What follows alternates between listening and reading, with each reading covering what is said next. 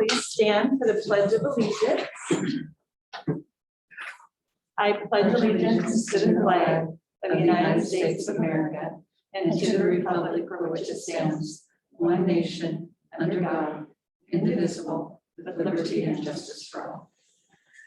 Before we get into business, we do have a moment where we're going to recognize the great loss for the school district and our community and our board with John Conklin's passing. He passed away unexpectedly on December 2nd. And first, we're going to do a moment of silence in remembrance of John. So that will begin now.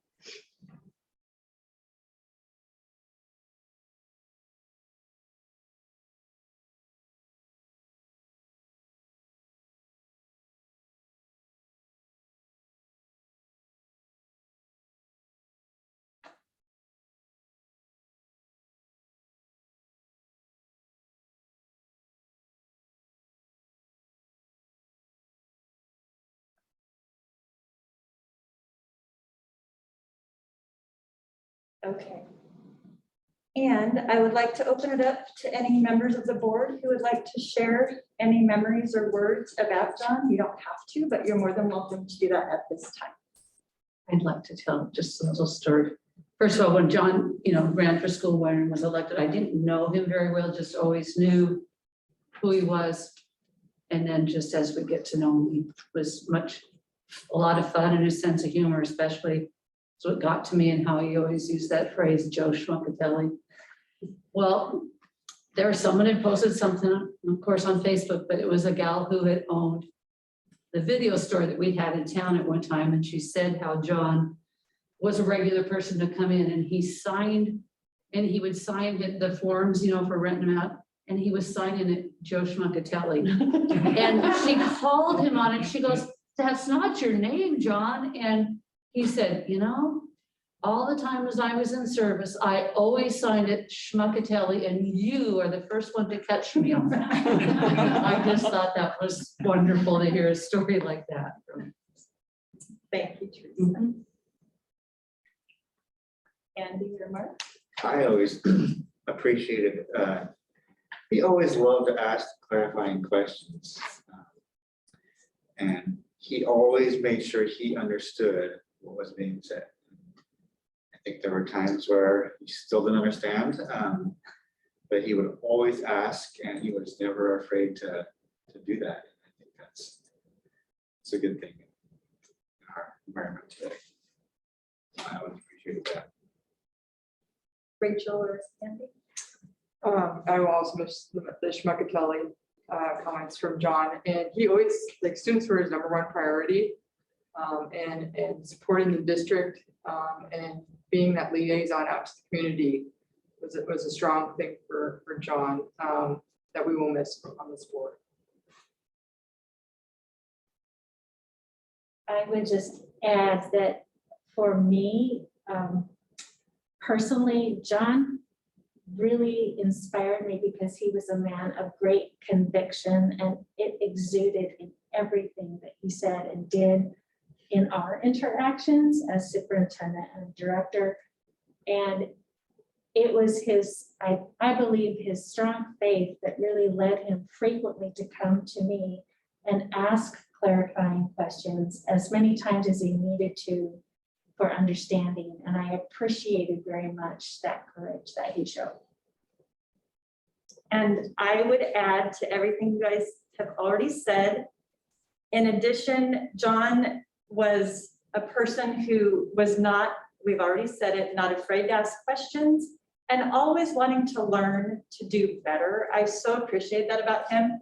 He and I had many conversations about being a board member, and I appreciated his approach to being in the community. And to me, that meant, and the questions he asked and the way he approached things, he was very serious about equity and access and making sure we were reaching as many people with decisions and information as we could. And he never gave up on that, striving to reach those that aren't English speakers, striving to reach those that maybe aren't watching social media accounts, and maybe they have challenges with accessing information online. So he was one to always remember to try to include as many people in the information and conversation as possible. And I myself will strive to carry that torch in his honor, and I will miss him greatly.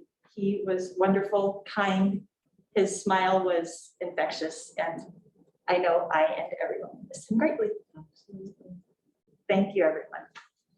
All right, moving on. I do want to mention a couple things for those that are joining us through Zoom. We have been informed that sometimes it's hard to hear everyone who's speaking. So you'll hear I'm projecting. I feel like I'm yelling. So when you are speaking, I would ask everyone in the room to try to project as much as you can, and place yourself, if you're addressing us from the audience, place yourself closer to the microphone in the middle of us. And then I would ask those in the Zoom audience, if you are having a challenge hearing us, do let Jill know. She's our host and we'll try to do better. And then if you are wanting to get Spanish interpretation help right now, you can, and there are instructions to participate with our online interpreters if that is what you would like to do. And I think, oh, one more thing about Zoom. It is not intended to allow you to engage with the board. The chat function is intended to sign up for the public forum part of the meeting, or if you're having technical issues, you can use it that way too.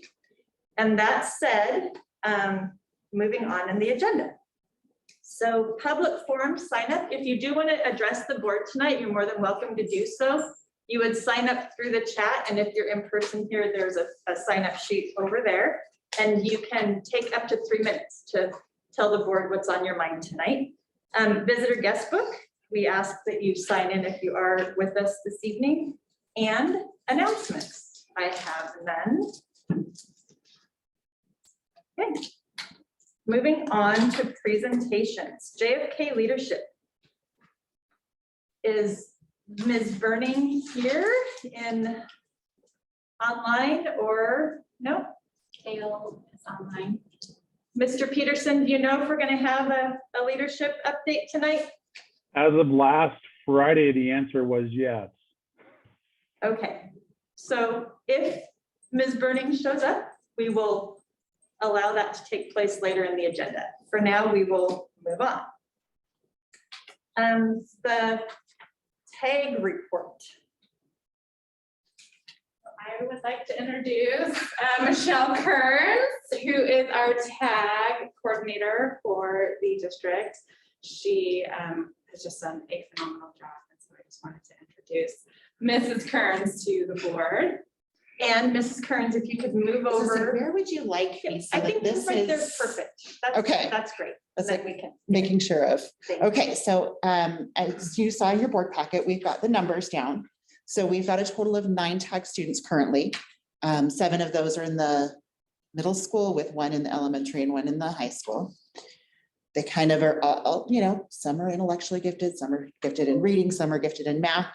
You can see that our numbers have kind of dipped down. Some of that comes, identifying students has been a little difficult the last couple of years because of COVID. And so we haven't had the standardized testing and some of the other points of data that we would use to be able to identify students. So we are working on doing that and what other things we can do to identify students at this time. We do have, currently there's 5 students that we're still getting information on right now together. So those numbers will probably be bumped up pretty quickly here. Some of the things I'm doing is we're updating our processes and procedures for the TAG program. We updated forms for the elementary school. I'm working on doing the secondary so that their TAG plans look a little more updated, easier to follow, that kind of thing. And then we're also hoping to offer some PD for the students, how to identify TAG students, understand the difference between TAG versus just a bright child and somebody who's really wants to learn. The other thing I've been able to do is reach out. I'm working with the regional network now for the TAG within our area. And I've also belonged to the national organization for TAG. Any questions? Do any board members have questions? Thank you very much. Thank you. And if the agenda looks all right, I would accept the motion to approve the agenda. Make a motion to approve the December 13th agenda. As is. Okay, it's been moved and seconded. Any discussion? All in favor? Aye. All right, passes unanimously. Consent items. Does anyone have anything in the consent agenda that they would like to consider moving out of the consent agenda? And if not, I would accept a motion to approve the consent items as presented. I move that we approve the consent items as presented. I second. Moved and seconded. Any discussion? All in favor? Aye. Passes unanimously. Moving on to reports. So we have, you'll see a new report with licensed and classified representative reports from the presidents of our unions. And are we ready for that? It looks like they have opted not to be in attendance this evening. All right. So this is going to be a standing agenda item for us, and it will be, we'll just see month to month Yes. which groups would like to present reports, and it's fine if they don't. As a point of clarification, what I have done in my discussions with both presidents of both associations is to let them know it's a good time to acknowledge members who might be doing things and would benefit from that acknowledgement. Wouldn't necessarily have to be a report formally, such as what we have with administrators, but certainly a time to highlight folks. Thank you. And it's a nice addition and a nice opportunity to hear more about what is happening within our district. So thank you. Administrator reports. So do we have an order that we want to keep to?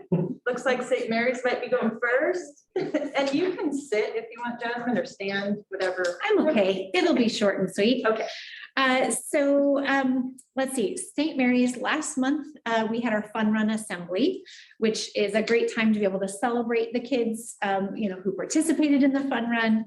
Of course, this is our one big fundraiser for the year. So we had 248 students who were participating in the fun run this year. Various other things were going on at that time. But students earned a total of more than $11,000 for field trips, assemblies, clubs, and more.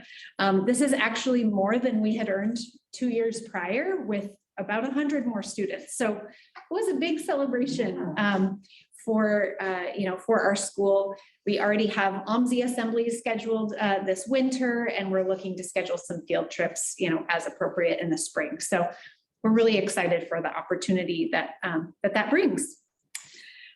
We had 91% of our St. Mary's families attend fall conferences.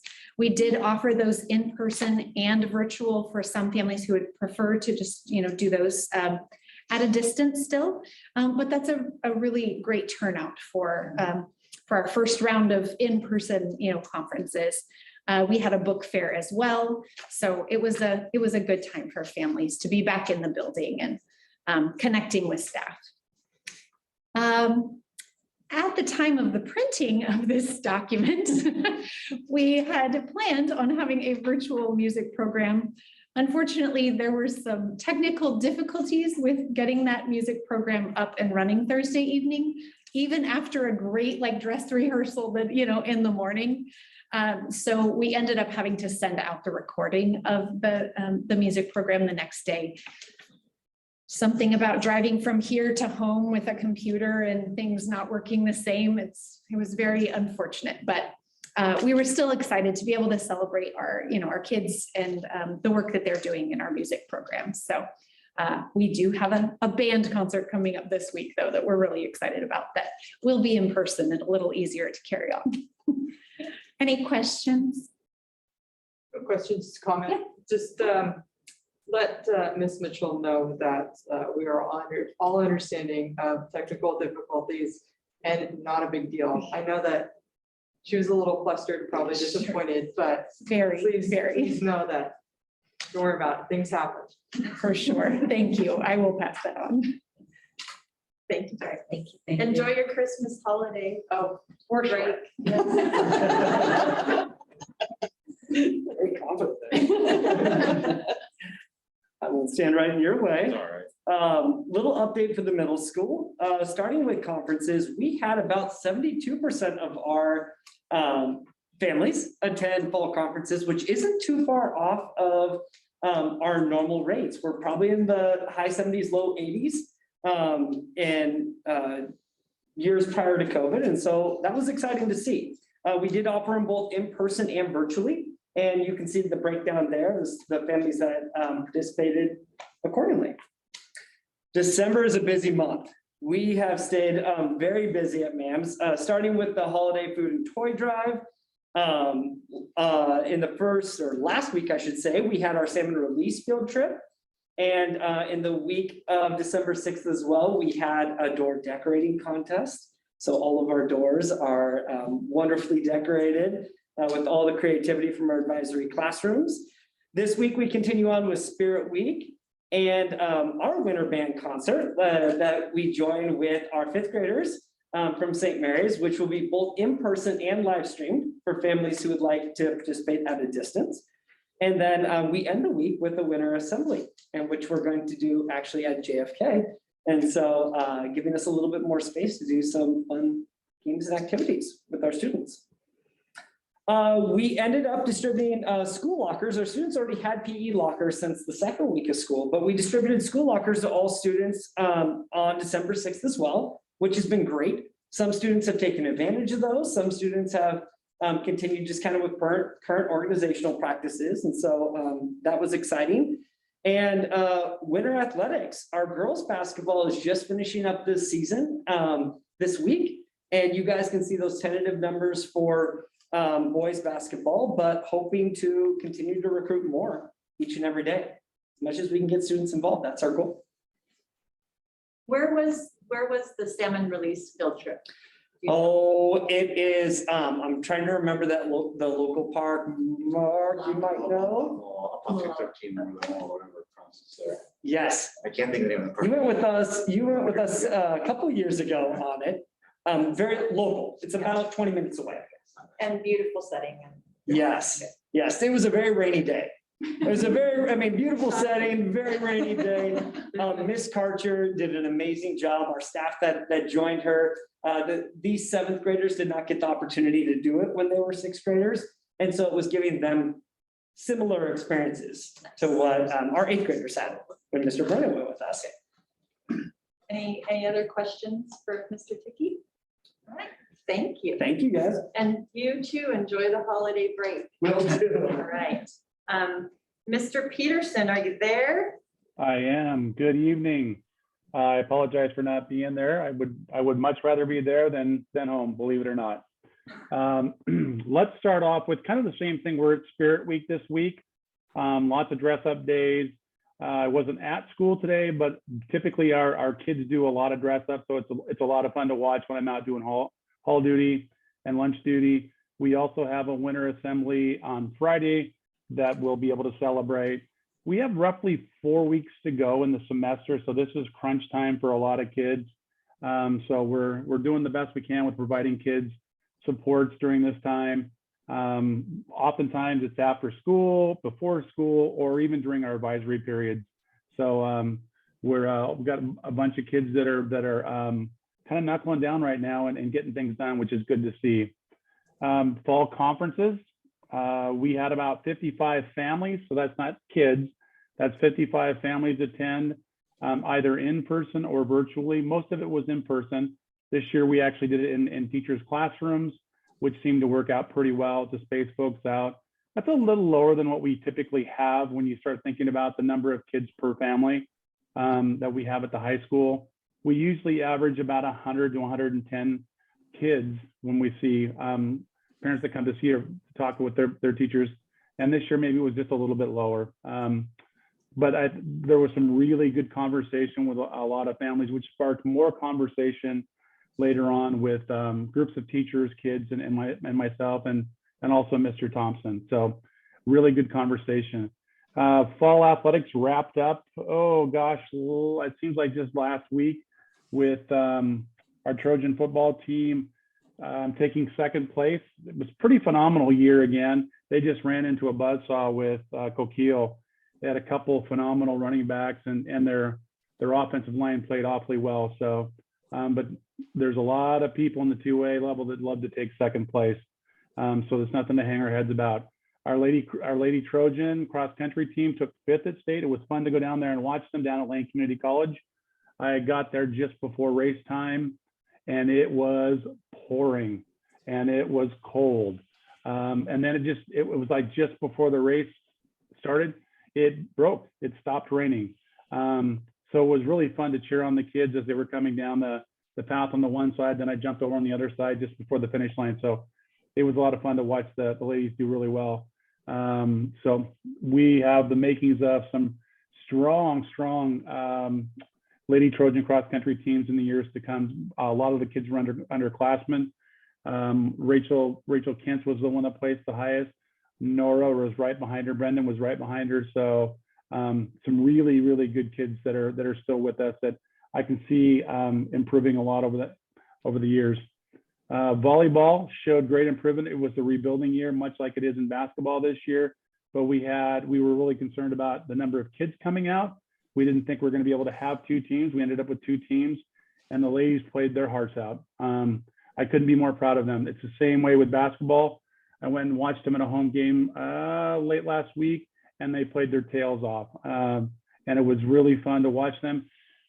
So I can see some big strides again this year or this season, I should say, with our ladies in basketball.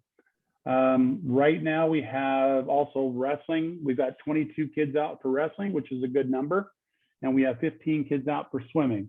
I don't necessarily have those updates right now, but I'll make sure I get them to you. But in talking to Mr. Coach Arn just the other day, sounds like the kids are having fun swimming, and the same thing with Coach Dewey, same thing. The kids are working really hard. They've been in a number of tournaments and a couple duels, and our kids are wrestling really well. So it's exciting to see that happening. And again, fall or winter sports, here we are. And then also, as I said at the beginning, opening up, it's that idea of 4 weeks to go, guys and ladies, let's get it done. Don't wait until the end of the semester to turn stuff in. Let's get stuff done now. Thank you, Mr. Peterson. Does any board member have questions for Don? No questions, just a comment. Congrats to Coach Carl and the boys team for upsetting the #1 team in state by 10 last week. Good win.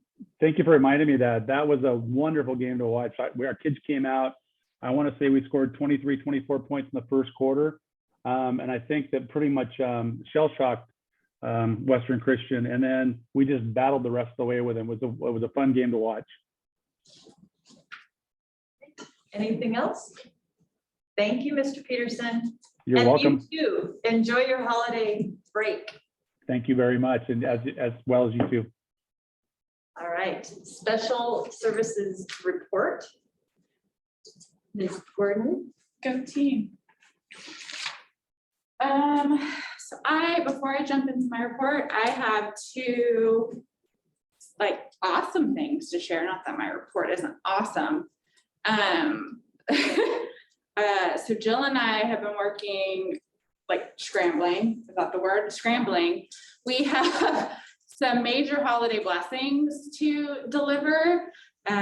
Normally I try to make sure that all of our homeless families are connected with another family to quote, adopt them, if you will, to make sure that they get at least Christmas presents. And it's been, as you know, a little bit of a different year. But between some families stepping up to adopt them, and then I was actually able to make a partnership with, if you ever go downtown to Salem with the Marion Street Bridges, Arches is down there. They have a new program. So Arches is actually giving us a food box as well as at least a toy and something warm for all of our migrant families and all of our homeless families. And then between MAPS and Marion Polk Food Share, we have an additional 9 food boxes. So we have 21 students plus 9 extra families who are going to be getting some sort of Christmas blessing, which is awesome. And so Jill, Jill and I are scrambling to schedule all the deliveries with the families. We have staff members who have stepped up, who have said, yes, I will help deliver, but all the behind the scenes work is a lot. But the good a lot, right? I mean, this is fun, right? This is the exciting stuff that we love to do. So I just wanted to let you know that we have that covered and that we have several local families and agencies who have stepped up to bless our families, which is really great. I also wanted to say that I feel like Jared's office should have won the door decorating because Jared has been gone for a couple weeks. Mr. Brendan knows all about this. So imagine that you like a really clean home and a really clean workspace, and then a coworker comes in and destroys it. Like Christmas throws up all over the place. And that's what I did to Jared. And It was a lot. It was a lot. And so Jared has been in a variety of trainings the last 2 weeks. And I may or may not have wrapped everything in his office with Christmas paper. And then but we got the staff and the students into it. And so we have, if you can go by Mams and see Mr. Tickey's office, he's been a super good sport about it. Because he can't take it down because it's student artwork. And so it's all over his office. And so I just wanted to share that little bit of holiday cheer because he's been a really good sport about it. So I'll be here tomorrow subbing. I can't wait. it's amazing. Some staff made like snowflakes and a student painted. I mean, I love it. it's pretty fantastic. So you guys were talking about John, and one of the really great things, you know, Sherry, you had talked about, you know, John was an includer, right? There were a lot of things that John was really passionate about. And one of the things that I really appreciated about John was he was also a really big advocate for mental health and making sure that we provided training and support for our students who were really struggling and our staff with mental health needs or social emotional learning needs. So I almost feel like this is a little bit of a you know, tie-in to our friend John, just kind of updating you on the impact of social emotional and mental health, the impact of those needs on our district.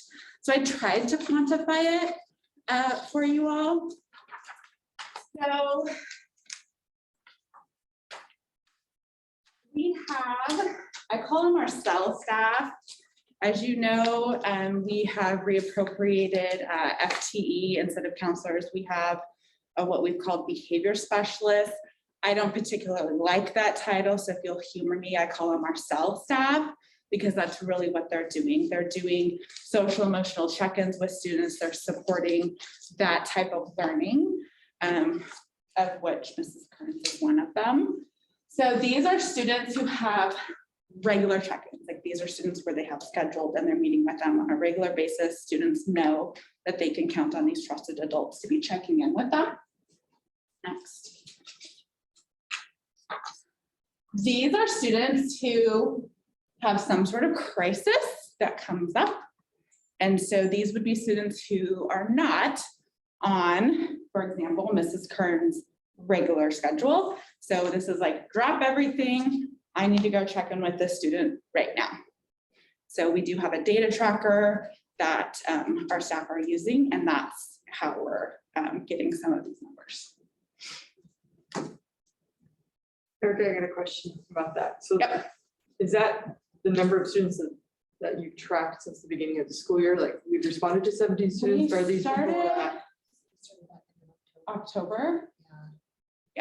So it's not a tier 1 or not a tier 2 versus tier 3. It's since the end of October, we've responded to 17 different students, like an urgent. Yeah. Okay. Yeah.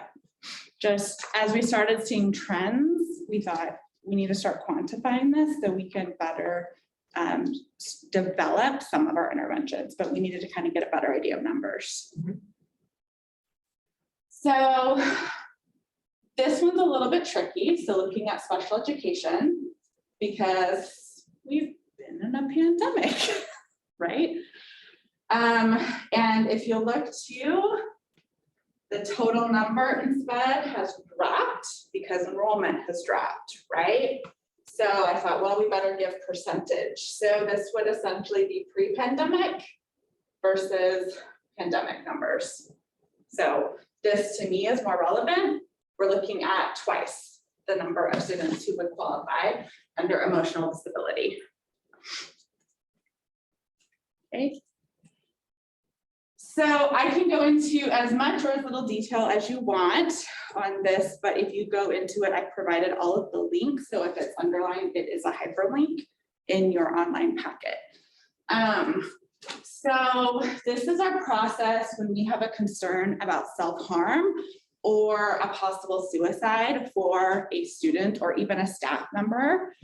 So it doesn't necessarily start with non-suicidal self-injury. That's what NSSI is, but for simplicity's sake, I put it at the beginning.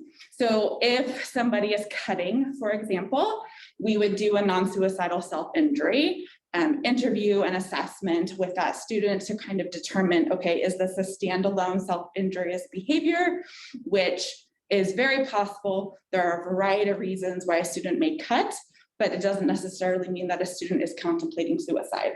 So there is a standalone process for that. And there are those of us who are trained to be able to conduct that. Sometimes, however, during that process, we find out that perhaps a student is cutting to alleviate the thought of potentially killing themselves. And that's why they engage in that. In that case, we would move on to a level 1 risk assessment for suicide. Okay, and again, if you want to see all those forms, you can. In a level 1 risk assessment, of which several of us in the district have been trained to do, we would do an in-depth interview about why a student is potentially considering killing themselves. Do they have a plan? Have they considered what methods they might use, and so on and so forth, to really determine what level of severity we're looking at. And I'll go into more on that on the next slide. But we have something called the Columbia Suicide Severity Scale, which is on the next slide. If we determine that it's high enough risk, we would move on to a level 2. None of us in the district can do a level 2. That's always referred to the county. Someone then from Marion County would come out along with the parent, and we would then do an in-depth mental health assessment. And depending on that, we would have different outcomes for that. Okay, so look at that. So on the suicide severity rating scale, we determine the risk. It's even color coded. Something for us to be aware of is it's pretty easy to get stuck in the oh, well, you were determined low risk. But sometimes you have to use professional judgment, right? A kid could come out low risk, but when you consider things in entirety, you need to be able to exercise professional judgment. Marion County is always there to be able, phone call away, to be like, you know what, it came out low risk, but I have this concern and I have this concern and I have this concern. Can you come out and do a level 2 anyway? And they're great about it. Regardless, if we have done a level 1 or we have concerns about cutting or any other self-injurious behavior, or if we've done a level 1, we always do a student coping plan.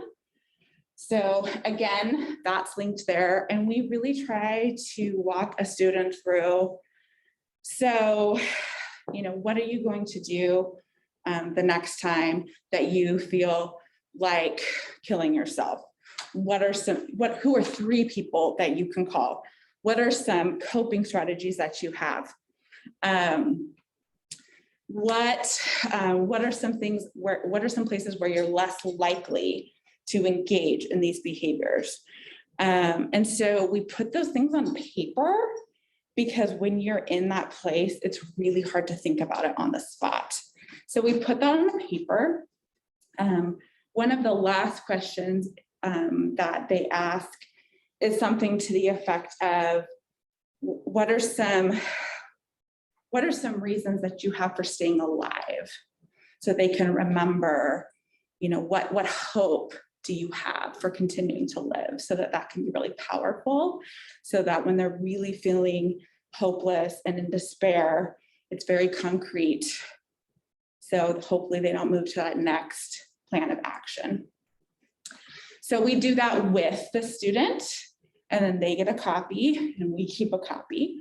And all of this goes in a student confidential file. So this is not something that like anybody who opens a student CUME file is going to see.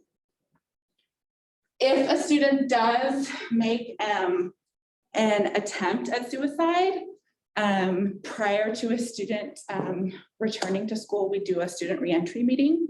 So we can talk about the details of how that will be handled. How will there be a safety plan? How do we handle communication? Who's going to know what? How do we keep the students safe? How do we communicate with parents? You know, those different types of things. I'm usually the one who gets notified of that and handles those meetings.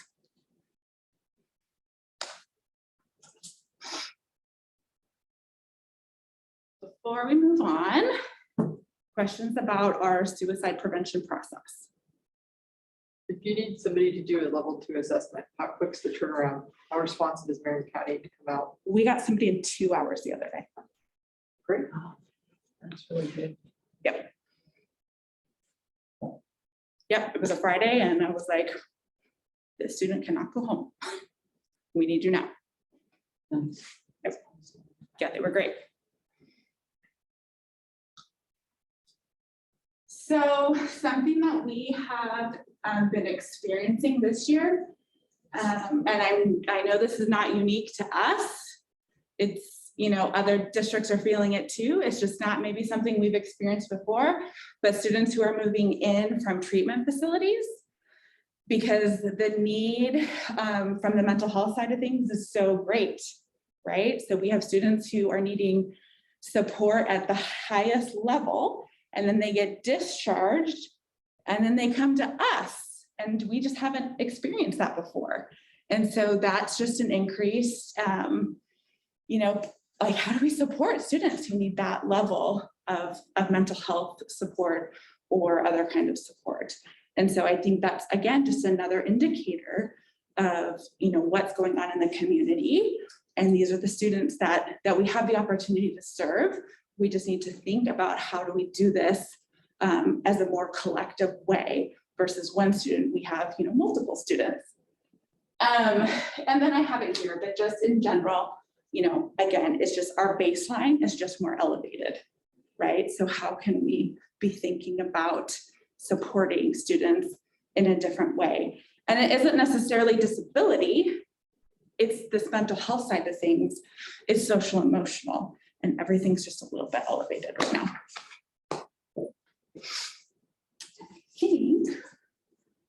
I think that's it. Thank you, Erica. Any other questions?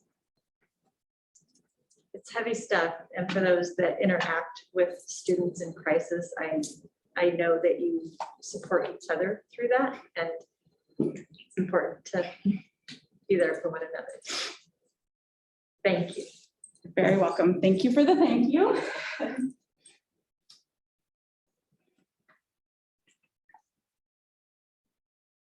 Christy, we get our budget report.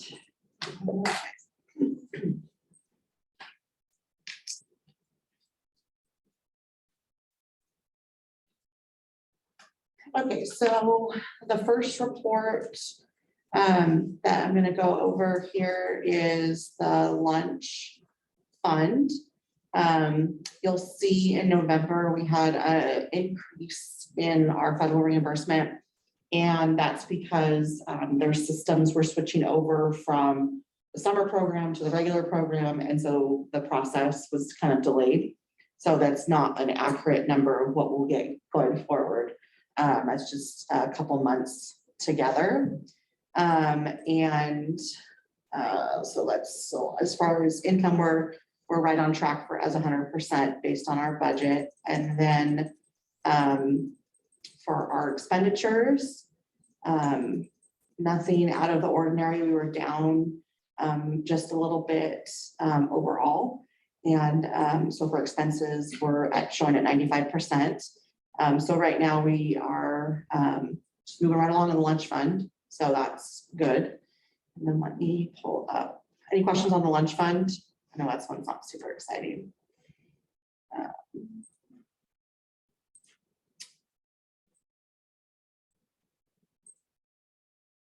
Sure, there's an easier way to switch between the screens, but.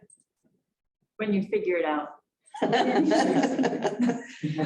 Okay, so for the general fund, you can see right off the top, our current year taxes went up quite a bit compared to what we budgeted. We budgeted a little less 1.3, and so far this year, we've collected over 1.7.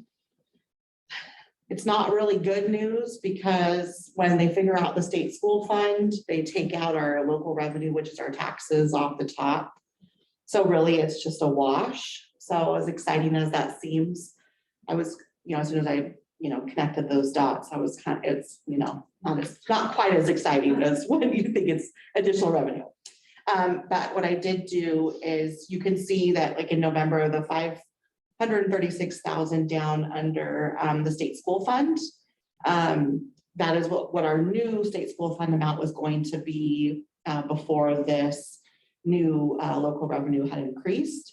So I adjusted the remainder of the year based on the difference. So basically, like right now, for example, we're getting about $800,000, $700,000 more in current taxes. And so I just divided that over the months under the state school fund. So it's kind of a wash. So that way it doesn't look like our numbers are different than they are. And then, so right now for revenue, we are projecting 92% of what our budgeted number was. Also, you can see in moving forward in December, that 117,000 in restricted federal, that is money that we're getting from starting to do some of our ESSER claims. And so that's something that we'll be getting next month. And then in expenses, not anything super exciting this month. And so overall in our expenses, we're trending pretty good right now in terms of being under budget in that, which is a good thing. And so our month-end fund balance, that 372,000 at the very end, that's kind of like where we were last year. So we want to kind of keep in that general number. So any questions about this? All right. Thank you. Yep. Thank you. And moving on to superintendent's report, and just for the audience, reminder that the public forum is after the superintendent's report. So if you want to sign up to address the board, you can still do that. Thank you. Good evening, directors. My report this evening is mostly around COVID response, with the exception of the first slide, which is about enrollment. You'll see in your board packet on pages 2, 3, and 4, the information that we have about enrollment. In-person enrollment remains steady, but it's still lower than it was pre-pandemic. Stride K-12 added another student as of today, and there might be another tomorrow. And, Sorry, well, that's fine. I just wonder how many kids are in. We have 8, we'll have 9 with this addition, and then hopefully 10 tomorrow. It started with 5 in September, so that's nice, slow and steady. Yeah. Plans are being made to reach out to the parents of students who live in the Mount Angel attendance area, but are not enrolled in our schools. And this outreach will take place in early January. That will be for homeschool, virtual academies around the state. It could be in private schools. We're just going to give it another go. We're going to be relentless pressure gently applied.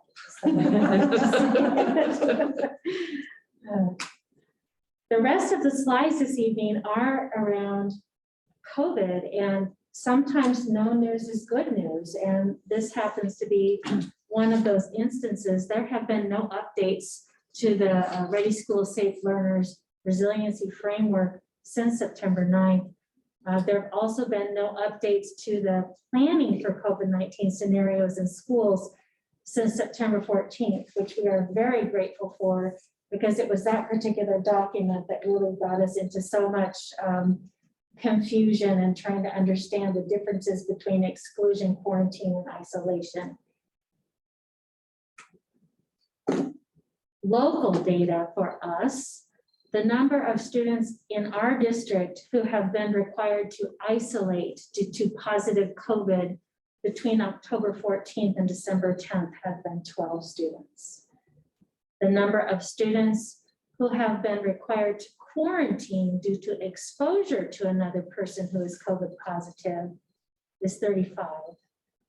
The number of students who have been required to be excluded due to COVID positive symptoms is 29. However, I think it's so important to note that the number of students who have contracted COVID-19 in our schools this fall is 0. And that's something I believe is worthy of celebrating, acknowledging. This has led to some positive changes. Part of the responsibility that comes with local decision-making is revisiting that data frequently and deciding where to be fluid and how to move things around. So most recently, and Mr. Ticky had also said this, there are some changes. One of them being the use of individual student lockers, both MAMS and JFK. We know now that masks are no longer required outside at all schools. We have mixed cohorts for recess and outside student breaks at all schools. The water fountains are turned on at all schools. We have modified assemblies happening at all schools. And St. Mary's is able to have open seating at lunch without any contact tracing because the cafeteria is big enough that they don't have to do that. Not the same for JFK and MAMS, but still it's a start. So those have been some positive changes we've been able to make. Yes. I just want to say thank you so much. As soon as it was announced that masks could be eliminated outdoors, that same day you sent out that community message. So I know not other districts took longer to make that announcement. So I just want to say as a parent, and what I've heard from the community is thank you for putting that message out right away. Thank you. Another aspect of COVID relates to our district facility use. This is ongoing because the law is ongoing. There's no relenting there. Masks are still required for all spectators of indoor activities and all participants of indoor meetings. The third bullet, user staff, means any person who has submitted a district facility use form to us includes any user staff from that user form. Any user staff who are 16 years of age or older must comply with one of the 3 avenues that we have revisited so many times in our meetings. Either provide vaccine verification to the district, submit and receive approval of a religious exception request, or submit and receive approval of a medical exception request.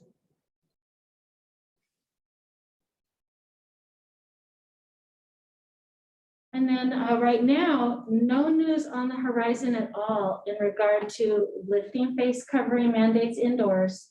I am not hearing or reading anything of that case, and no news in regard to mandatory vaccinations for our students.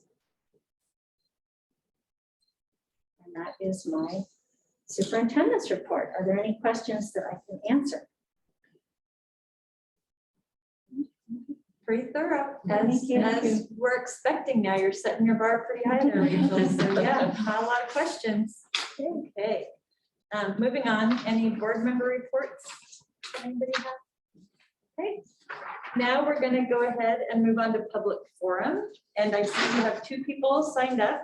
Let me just read this announcement. Individual comments limited to 3 minutes. If more time is required, please submit comments or questions in writing. At this time, members of the public are invited to present concerns to the board. Speakers may offer objective criticism of school operations and programs, but the board will not hear complaints concerning individual school personnel.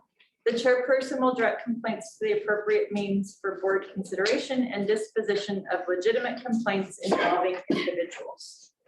All right, so we do have an in-person sign up, Thomas Butch. You said my last name correct. Well, Considering you grew up in a house that was owned by Butchers. my maiden before you- name is Boxler. Yeah, that was pretty good. But I'm gonna pass on it because you guys look like you've got it covered when All I'm right. looking at the agenda, so. Thank you. So, and in the virtual world, we have Tony Roof. Are you there, Tony? And do you want to address us? Alexa. I am here. Yes, thank you. So go ahead, start whenever you're ready. All right. Thank you for having me. I just have a quick question in regards to the use of lockers at the middle school. I know that the students, particularly, I know in my student's case, the 8th grade gets to access their lockers after first period and after school only. And so I'm wondering why that is. And I was reading through some of the guidance today through the Oregon Department of Education, the Ready School Safe guidance, and I didn't see anything in there in regards to locker usage or anything like that. So I was just wondering if the kids are masking up and they are not in that space for more than 15 minutes, then why are they not able to use their lockers, like when they arrive to school or after each period, say? I was just wondering if Mr. Ticky or I was just wondering why can't they use their lockers more than just after first period and after school? Thank you, Tony. And so I will see if our superintendent is ready to answer your question now, or if we'll follow up with you with the answer after the meeting when we've had time to. I do not have the answer to that question, Tony, but I will research it tonight and get back to you tomorrow. Would you prefer a phone call or an email? Either is totally fine, whatever's most convenient for you. Okay, will do. Thank you. Thank you so Tony. much for your time. Thank you. All right. And nobody else has signed up, Jill? Okay. And we have no action items on the agenda. We have 3 discussion items. So board vacancy, Rachel and I, when we were planning the agenda, this pained us to have to add it. And what our plan is to come up with how to handle the board vacancy that is John's in January. And per board policy, it's pretty straightforward. We declare a vacancy and then we figure out how we're going to fill it. And we've dealt with this recently within the last few years. So we will have that information available at our January meeting. We just wanted you all to be aware that that's going to be an action item in January. So any questions or concerns or comments on So that? the action will be to review the policy and move forward at that point. So we wouldn't necessarily have a new member until February Correct. at the earliest. Yes. And I'll just outline how it happened the last time. So the last time we had a board vacancy. Oh, Tony, you're done. Sorry. Ray Fry resigned because he moved out of district. And so we declared the vacancy, allowed people who were interested to submit applications. And then at our next board meeting, we had them address the board and we were able to ask questions, and then we voted that night. That's how it worked last time.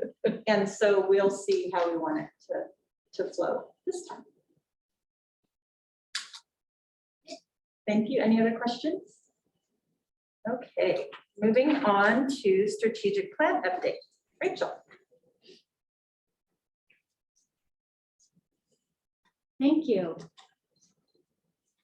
So you'll be getting updates every month from here on out, and the window has been extended to December 17th. As of this morning, we had 136 responses. Actually, the date is wrong there. It's as of this morning. 49.2% are from parents, 9.8% community members, just under 40% from staff, 2.4% from students. And I'd like to see that number be more robust. So the teachers at the high school level will be announcing and providing the link to students so that they can take it on their own time. I think it would be problematic if we asked all of our JFK students to actually take the survey during school time, because that would provide a very different picture on our survey if all 200+ students took that. But we do want to encourage them to take it on their own time and provide them with the link and see that number grow. As far as continued outreach, I will be going to Mount Angel Towers on December 29th, and we'll be opening up the survey that day for those residents who I'm working with.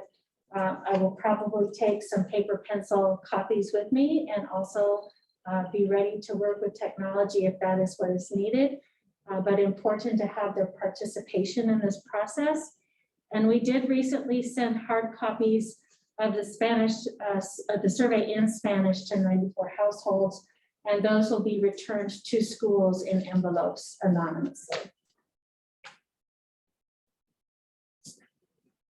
The next steps happen tomorrow night. It's our strategic plan community forum from 6 to 7:30 here at St. Mary's in the cafeteria.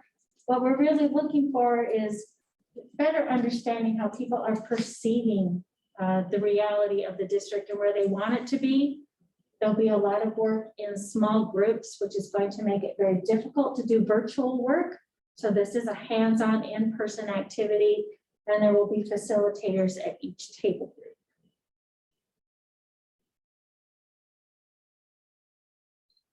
After that, we will look at building our strategic plan committee that is representative of parents, community members, and staff, possibly students. There will be 5 meetings over 4 months from January through April, where we will analyze data, identify priorities for the district, revisit the purpose of our district and our schools, identify direction, identify what our collective commitments are, and establish goals.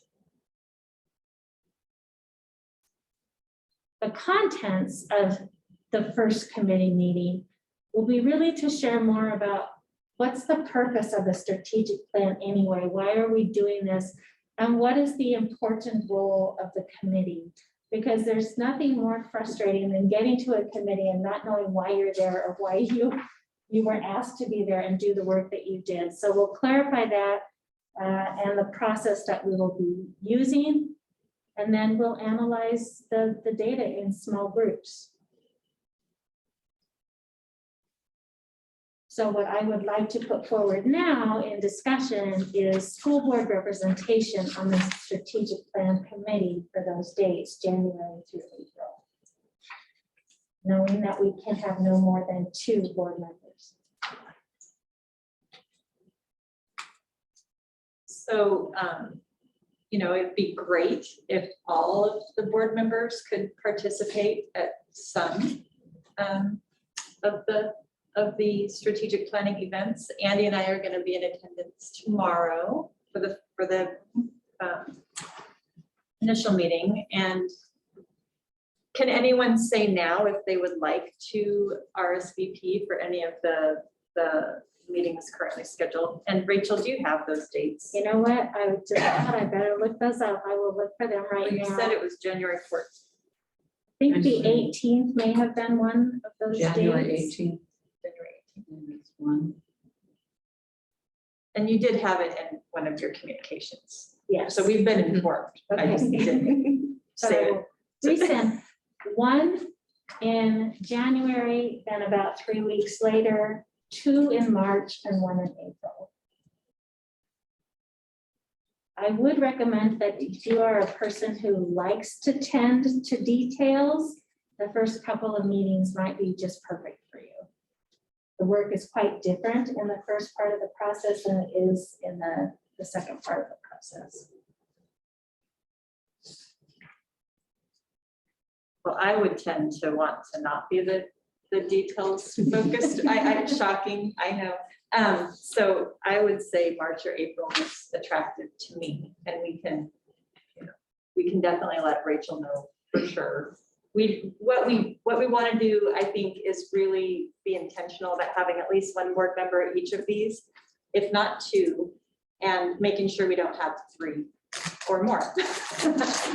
So we can coordinate that. So just know that that's an action item for all of us to do our homework and let Rachel know which meetings we're interested in. And we do have that information from one of your recent board updates. Trying to find it. We all have it. And when you find it again, just send it out again. So nodding of heads that will not forget to take action on that. I did find them. Would you like to hear them now? Just Sure. So you can think about it. Yeah. All right. January 18th, February 10th, March 1st, March 29th, and April 12th. And these are all from 6 to 7:30. Great. So we will all let you know, Rachel. Okay, thank you. Anything else on the strategic plan? Board policy first reading. All right. So, yeah, Want me to jump in there? yep. go Sure. for it. Yes, Okay. yes, please. So we have several policies tonight, starting with policy JFC. This is unique as OSBA provided 2 different versions for consideration. In both versions, there's new language that has been added to address when a student knowingly makes a false claim. So in either instance, that would be a recommendation I think we would want to move forward with. After discussion in the policy committee, the recommendation is to apply all OSB language from version 2, because version 2 provides very specific examples of what student misconduct could be. In our current MASD policy, JFC, this is not included. Does anybody have questions or objections to moving forward with version 2?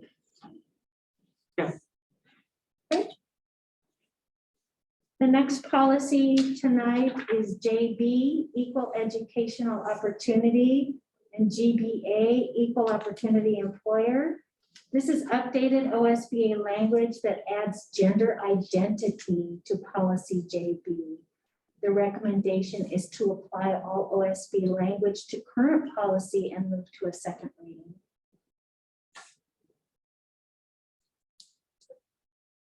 No objections, Okay. right? Yeah. Policy IGBI, bilingual education. Updated OSBA language adds other educational activities to student participation in instruction, which could be a special conference for second language learners that students may go to, could be a field trip, those kinds of things, but just adding more to what instruction could look like. The recommendation is to apply all OSB language to current policy and move to a second reading.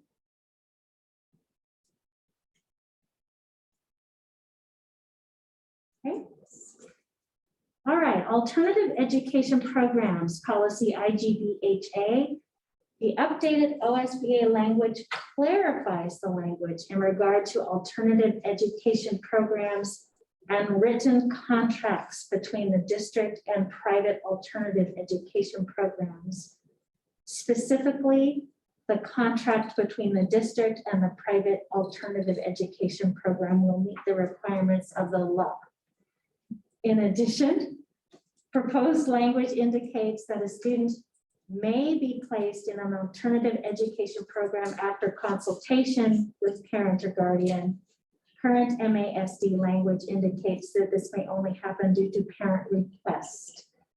The recommendation is to apply all OSB language to current policy and move to a second. Is the OSBA language coming from them or from OAR or us? Both. It comes from OER, ORS, and legislative updates. I would anticipate that we will see a whole new round of these next summer after the special legislative session. Our last policy this evening, freedom of expression policy IB. Updated OSBA language expands student association membership criteria to include familial status, parental status, linguistic background, culture, socioeconomic status, capability, geographic location, and gender identity. Additional proposed language clarifies that in addition to federal and state laws, that high school journalists also must adhere to all regulations. So that's a new word they put in.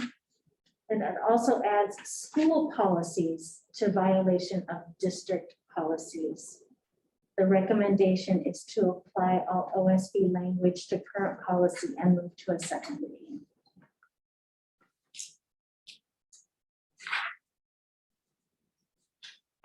Thank you, Rachel. Any comments for the good of the order before we adjourn tonight? Right. Thank you, everyone. Thank you for joining us virtually too. This meeting is adjourned.